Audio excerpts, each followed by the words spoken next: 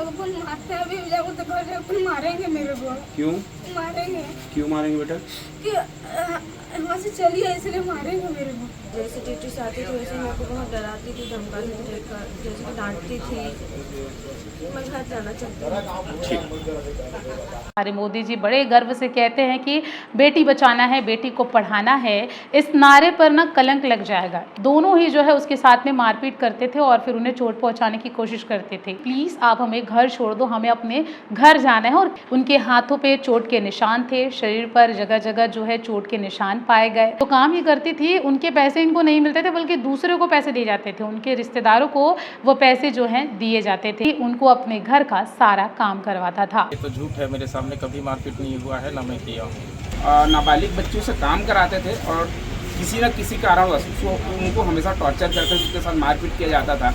ऐसा बच्ची ने बताया है रो रो कर, क्योंकि ये कानून के जानकार है तो इन पर तो ज़्यादा से ज़्यादा कार्रवाई हो। कोई भी बच्चा घंटा 2 घंटा में रोता तो है कम से कम, लेकिन ये बच्चे तो कई घंटे रोते तक नहीं है। इनसे पता चलता है कि ना तो ये इनके बच्चे हैं, ना उन माओं को इनकी फिक्र है। इसमें पुलिसकर्मी की गलती है, नाबालिग लोगों की गलती है या फिर उनके परिवार वालों की गलती है। छत्तीसगढ़ के बिलासपुर से एक बहुत ही खौफनाक मामला सामने आया है। इस खबर को सुनने और पूरी कहानी समझने और जानने के बाद में आप सभी यही कहेंगे कि इन आरोपियों को आप हमारे हवाले कर दीजिए, क्योंकि ये कानून के बस की बात नहीं है। इसका इंसाफ हम खुद ही कर लेंगे।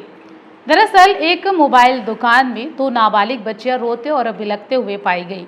ये बच्चियां कौन थी, कहां से आई थी और क्यों एक मोबाइल शॉप के बाहर में बैठकर ये रो रही थी, कैसे इनके साथ में कैसे यहाँ पर पहुंचे और इनके साथ क्या क्या हुआ, सारी जानकारियां जो है हम आपको इस पूरे वीडियो में बताएंगे। इसके लिए आप इस पूरे वीडियो के आखिरी तक बने रहिएगा, क्योंकि आपके साथ ऐसा ना हो इसीलिए ये वीडियो बनाया जा रहा है, ताकि आप सतर्क रह सके, सावधान रह सके और आने वाले समय में इस तरीके की घटनाओं से और इस तरीके के चंगुलों से आप बच सके। इसलिए इस वीडियो को आप लास्ट तक देखिएगा। दरअसल बात कुछ ऐसी है कि बिलासपुर के तोरवा थाना क्षेत्र के अंतर्गत एक मोबाइल शॉप आता है। वहां पर 2 नाबालिग बच्चियां, जिनकी उम्र कुछ बहुत ज़्यादा नहीं थी, बल्कि एक 13 साल की थी और एक 15 साल की थी।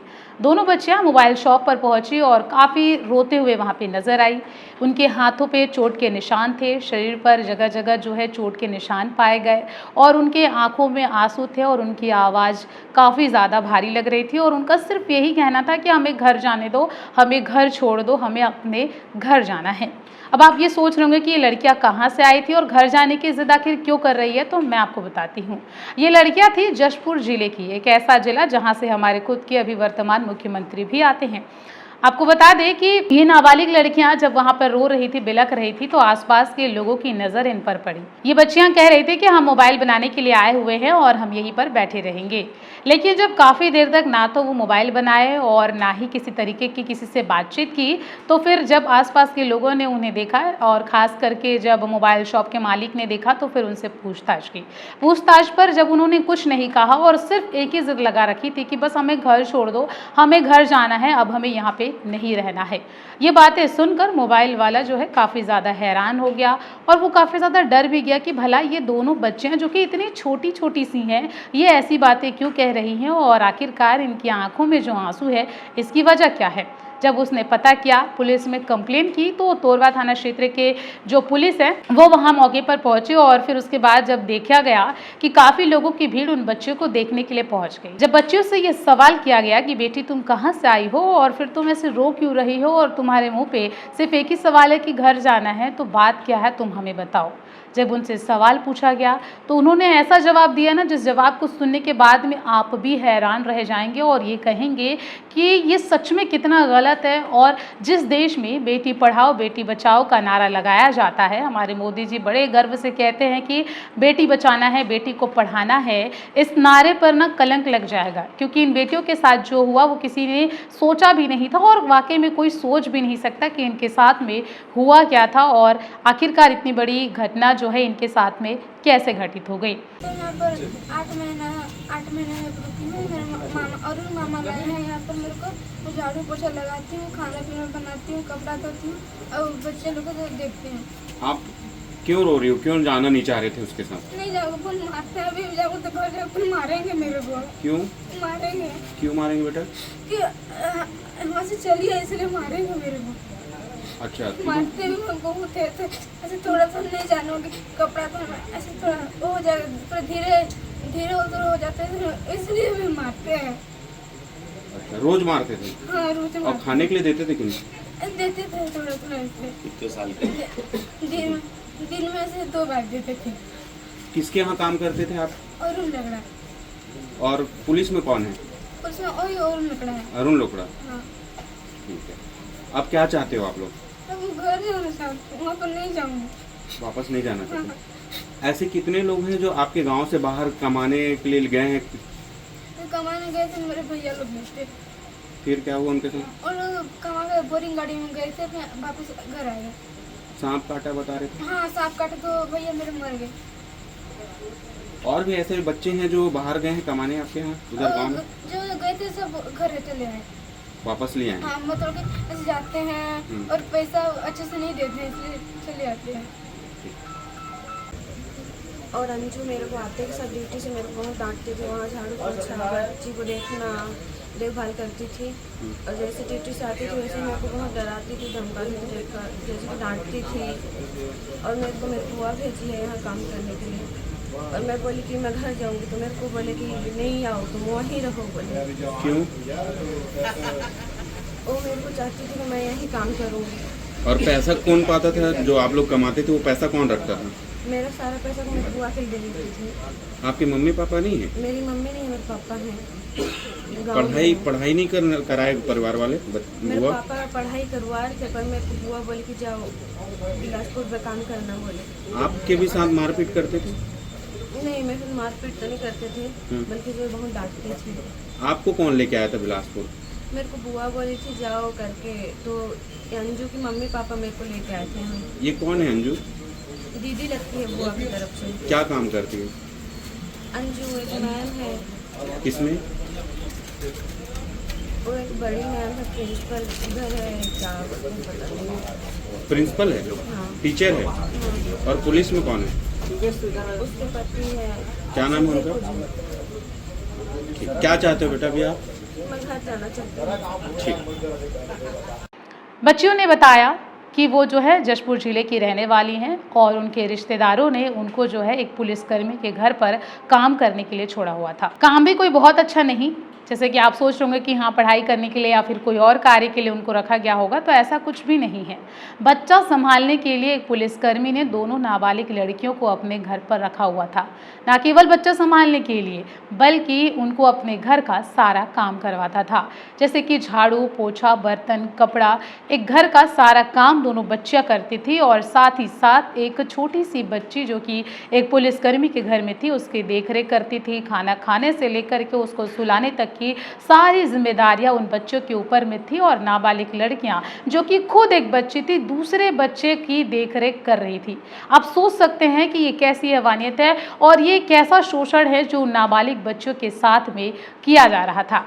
क्या इस तरीके की घटनाओं के बाद आप ये कहेंगे कि हाँ हमारी बेटियों को बचाया जा सकता है? तो सवाल ये उठता है कि क्या बेटियों को ऐसे बचाया जाए? एक पुलिसकर्मी जिसे रक्षक माना जाता है, जिसे संविधान का सबसे ज़्यादा ज्ञान होता है, शायद आपसे और हमसे ज़्यादा ज्ञान एक पुलिसकर्मी के पास होता है। कानून क्या होता है या आपसे और हमसे ज़्यादा वो कर्मी जानता है, वो पुलिसकर्मी जानता है कि आखिरकार कानून क्या होता है, कानून की सच्चाई क्या होती है। शायद हमसे ज़्यादा वो ये जानता है कि नाबालिग बच्चों से काम कराना कितना बड़ा जुर्म है, ये हमसे ज़्यादा वो जानता है। लेकिन क्या हो जब वही रक्षक भक्षक बनकर एक नाबालिग लड़कियों से काम करवाता हो, और वो भी ऐसा काम जिसे सुनने के बाद में शर्म से आंखें नीचे झुक जाए। जब बच्चियों ने ये पूरी बात बताई तो दिल दहल उठा। उन्होंने साफ तौर पर ये कहा कि ये सिर्फ हमसे काम नहीं कराते थे बल्कि ये हमारे साथ में मारपीट भी करते थे।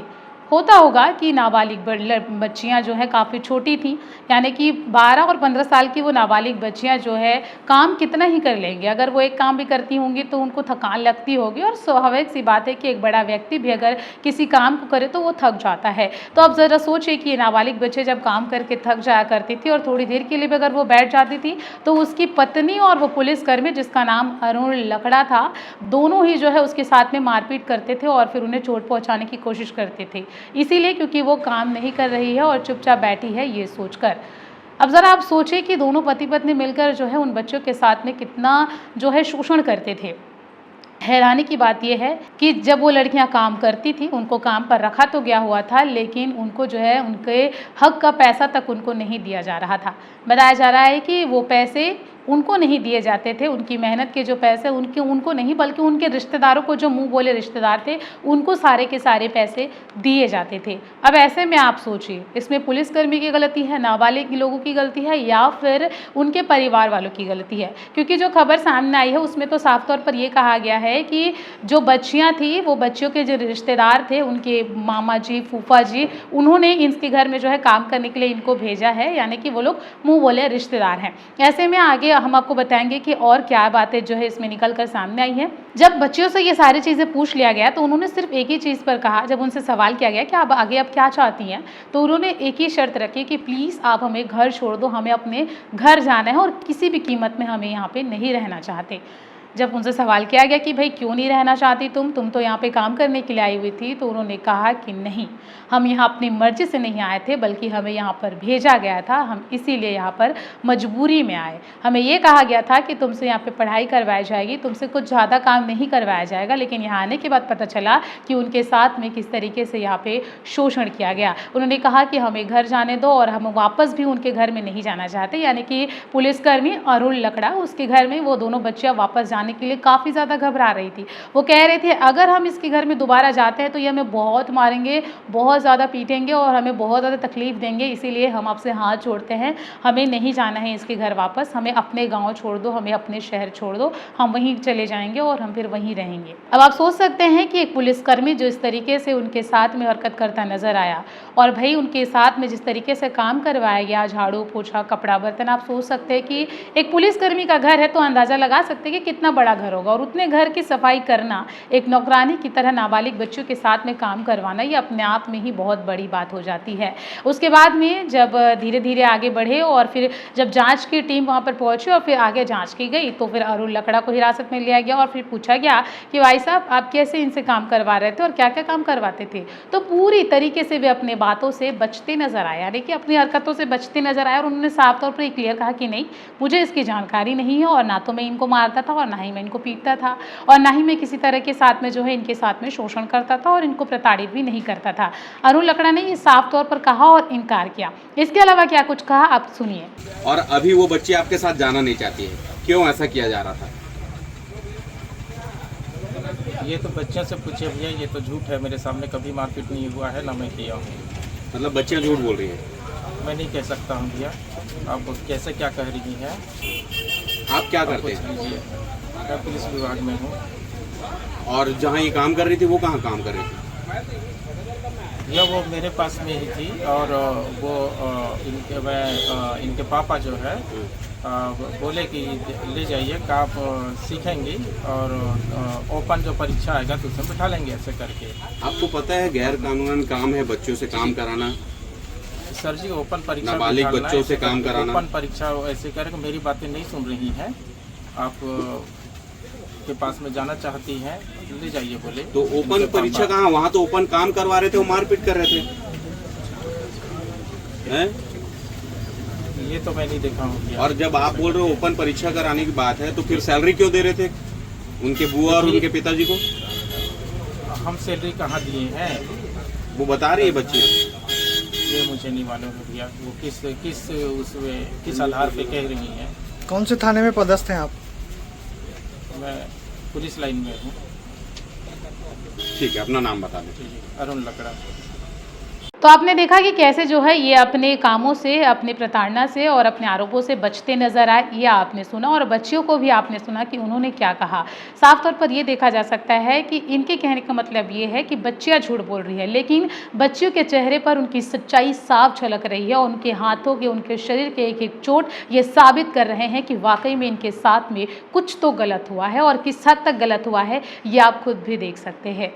ऐसे में जब दुकान कर्मी से बातचीत की गई तो जब जिस मोबाइल दुकान में वो बच्चियाँ बैठी हुई पाई गई थी तो मोबाइल वाले से जब पूछा गया तो उसने भी साफ तौर पर कहा कि जब ये बच्चे यहाँ पर आई हुई थी तो इनके साथ ये बहुत ज़्यादा रो रही थी और बहुत ज़्यादा परेशान लग रही थी, इसीलिए हमने इनसे पूछा। और स्वाभाविक सी बात है, जब ये बच्चा कह रही है कि इनके साथ में मारपीट की जाती थी, इनसे काम करवाया जाता, तो 110% इसके साथ में जो है यही होता था और इसको जो है कड़ी से कड़ी सजा दी जाए, इसके ऊपर कार्रवाई की जाए, क्योंकि एक पुलिसकर्मी जिसको सबसे ज़्यादा संविधान और कानून का ज्ञान होता है, अगर वही व्यक्ति अगर इन बच्चों के साथ में ऐसे शोषण कर रहा है तो कड़ी से कड़ी कार्रवाई की मांग जो है दुकान वाला करता नजर आया। फिर क्या आगे आप लोग? 2 बच्चे जो कि जसपुर से हैं, सुनीता और एक और बच्ची है, उम्र लगभग 13 साल और 15 साल की है, नाबालिग बच्ची है। अभी लाल कदान चौक में मोबाइल दुकान में मोबाइल बनाने के बहाने से घर से निकली हुई है और साथ में पूरे अपने रहने के सामान रखे हुए बैग सहित। अब कुछ पल पश्चात हमको फ़ोन आया यहाँ से कि भैया बाहर की कुछ लड़कियाँ हैं जो आके यहाँ बैठी हुई है बेचारी और कुछ बस का इंतज़ार कर रही है। जैसे ही पता चला हम लोग यहाँ पर आए तो उनसे बातचीत किए तो पता चला कि वो किसी मुँह बोले कोई मामा है उनके यहाँ काम कराने के उनको लेकर के आए थे और उनको नाबालिग बच्चों से काम कराते थे और किसी न किसी कारणवश उनको हमेशा टॉर्चर करके उसके साथ मारपीट किया जाता था, ऐसा बच्ची ने बताया है रो कर। और उसके पश्चात हम लोगों ने माननीय एसपी साहब से बातचीत किया, उनको फ़ोन लगाया तो संपूर्ण जानकारी दी, तो वहाँ से फिर स्टाफ आए हैं, उनको ले करके भी गए हैं साथ में। हमारा ये कहना है कि ऐसे पूरे छत्तीसगढ़ में अभी इस तरह की जो नाबालिग बच्चों से जो काम कराने का जो मुहिम चल रहा है कि ये सारी प्रक्रिया बंद होनी चाहिए और इस पर मैं निवेदन करता हूँ समस्त स्टाफ से कि ऐसे जो जितने भी अधिकारी कर्मचारी जो छोटी छोटी बच्चियों को ला करके जो काम कराते हैं, जो मानव तस्करी का जो काम भी करते होंगे, इन पर रोक लगे और इन पर कड़ी से कड़ी कार्रवाई हो। एक कोई लकड़ा जी है जो अभी आए हुए थे, जो बातचीत कर रहे थे, इनके सानिध्य में ये काम हो रहा है, जबकि ये स्टाफ है पुलिस के बता रहे हैं, तो इन पर सख्त, क्योंकि ये कानून के जानकार है तो इन पर तो ज़्यादा से ज़्यादा कार्रवाई हो। जो नहीं जानते एक बार समझ में आता है, ये तो संविधान के जानकार है, कानून के जानकार है, इन पर ज़्यादा से ज़्यादा कार्रवाई आपको लगता है होनी चाहिए? छोटी छोटी बच्चियां हम लोग देखते हैं शहर में, कई ऐसे बच्चे हैं जो काम करते रहते हैं, बहुत सारी महिलाएं हैं जो आपको अभी चौक पे मिल जाएंगे, चौक चौराहे पे छोटे छोटे बच्चियों को पकड़े रहते हैं और भीख मांगने का जो ये लोग करते रहते हैं, इन पर भी सख्ती से कार्रवाई होनी चाहिए। ऐसे की भी जांच होनी चाहिए कि वास्तव में ये लोग है कहाँ के, ये बच्चे उनके है कि नहीं है। और ये क्या इसके पीछे कोई गिरोह काम कर रहा है क्या ऐसे लोगों का? निश्चित रूप से कर रहा होगा, निश्चित रूप से कर रहा होगा, क्योंकि ऐसे बच्चियां जो आप देखेंगे दिन भर बेसूद बच्चे रहते हैं, 3 साल 2.5 साल के बेसूद रहते हैं। कोई भी बच्चा घंटा 2 घंटा में रोता तो है कम से कम, लेकिन ये बच्चे तो कई घंटे रोते तक नहीं है। इनसे पता चलता है कि ना तो ये इनके बच्चे हैं, ना उन माओं को इनकी फिक्र है, इसलिए इन पर भी कार्रवाई होनी चाहिए। नाम बता देंगे? चंद्रप्रकाश सूर्या। बच्चियों ने न केवल मारपीट की बात स्वीकारी, न केवल उनके साथ में हुए अत्याचार की बात कही, बल्कि उन्होंने ये भी कहा कि खाना भी उनको जो है सिर्फ 2 टाइम दिया जाता था। आप सोच सकते हैं नाबालिग बच्चियाँ, क्योंकि बच्चे एक ऐसे उम्र के होते हैं जिनको सबसे ज़्यादा भूख लगती है, हर थोड़ी देर में उनको कुछ ना कुछ चाहिए होता है, लेकिन ये बच्चियाँ काम इतना करने के बाद में सिर्फ उनको लटपट सिर्फ 2 समय का जो है खाना दिया जाता था, वो भी सूखी रोटी उनको दी जाती थी, जिसे खा करके वे अपना जीवन यापन करते थे। एक और बात आपको बताते हैं जिसे आप सुनकर और हैरान हो जाएंगे। पता है आपको कि अरुण लकड़ा ने अपने बयान में क्या कहा है? अपनी सफाई में उन्होंने ये साफ तौर पर कहा है कि हम अपनी मर्जी से इसे नहीं लाए थे, बल्कि इसके परिवार वाले, इसके मामा जी, फूफा जी, इन्होंने हमसे कहा था कि आप इसे ले जाइए, हमारी बातें ये सुनती नहीं है और हमारी बात नहीं मानती है। ऐसे में अगर ये आपके घर में जाएगी तो अच्छे से पढ़ लिख लेगी और उसके बाद में जब इसका ओपन का एग्ज़ाम चालू होगा तो ये ओपन एग्ज़ाम देगी, तब तक ये आपके घर में रहेगी, इससे ये सुधर भी जाएंगी, ऐसा कहते हुए अरुण लकड़ा नजर आए। लेकिन देखने वाली बात ये होगी कि जब आगे जाँच की जाएगी तो क्या परिवार वालों ने सच में इनको इसीलिए भेजा था कि वे वहाँ पे तब तक काम करें जब तक उनका ओपन का एग्ज़ाम चालू नहीं हो जाता तब तक, या फिर वाकई में हमेशा के लिए भेजा जाता था? क्योंकि ये बच्चों का बयान ये भी कहता है कि जो काम ये करती थी उनके पैसे इनको नहीं मिलते थे, बल्कि दूसरों को पैसे दिए जाते थे, उनके रिश्तेदारों को वो पैसे जो हैं दिए जाते थे। अरुण लकड़ा उनके रिश्तेदारों को पैसा देता था। सवाल ये उठता है, काम जब बच्चियाँ पुलिसकर्मी के घर में करती थी तो पुलिसकर्मी बच्चों को पैसे देने के बजाय उनके परिवार को क्यों पैसा देता था? ये सबसे बड़ा सवाल बना हुआ है। और आखिरकार आप देख सकते हैं कि कैसे जो है 2 नाबालिग बच्चों के साथ में शोषण हुआ है। छत्तीसगढ़ में क्राइम का ग्राफ इतना तेज़ी से बढ़ रहा है कि आप देख सकते हैं कि आए दिन चोरी, लूटपाट, दुष्कर्म और फिर बच्चों के साथ में ऐसे शोषण की घटनाएं लगातार सामने आ रही है। इसे देखने के बाद तो कभी कभी ऐसा महसूस होता है कि हमारे छत्तीसगढ़ को गोल्ड मेडल दिया जाना चाहिए। फिलहाल आप ही हमें कमेंट करके बताइएगा कि आखिरकार इन बेटियों के साथ में हुए शोषण के आरोपी को किस तरीके की सजा सुनाई जानी चाहिए, कैसा इनके साथ में जो है अन्याय इसने किया है तो उसके खिलाफ में कैसे आवाज़ उठाई जानी चाहिए, आप हमें कमेंट करके बताइएगा। और साथ ही साथ आप देखिए और सोचिए कि आज हमारा समाज कहाँ है, आज हमारा देश कहाँ है, आज हमारा प्रदेश किस ओर जा रहा है, कैसे जो है क्राइम के मामले में लगातार तेजी कर रहा है और कैसे ये अपराधों के मामलों में बढ़ता हुआ नजर आ रहा है। और हाँ, जाते जाते आपसे इतना कहना चाहेंगे कि आप इस वीडियो को ज़्यादा से ज़्यादा लोगों को शेयर करिएगा ताकि ये बेटियां, इनको न्याय मिल सके और साथ ही साथ आने वाले समय में आपके और हमारे प्रदेश में ऐसे किसी भी घटना से जो है बचा जा सके और ऐसे शोषणों को रोका जा सके और आरोपियों को कड़ी से कड़ी सजा दी जाए, क्योंकि ये बेटियां सिर्फ उनकी नहीं बल्कि ये बेटियां हमारी भी है।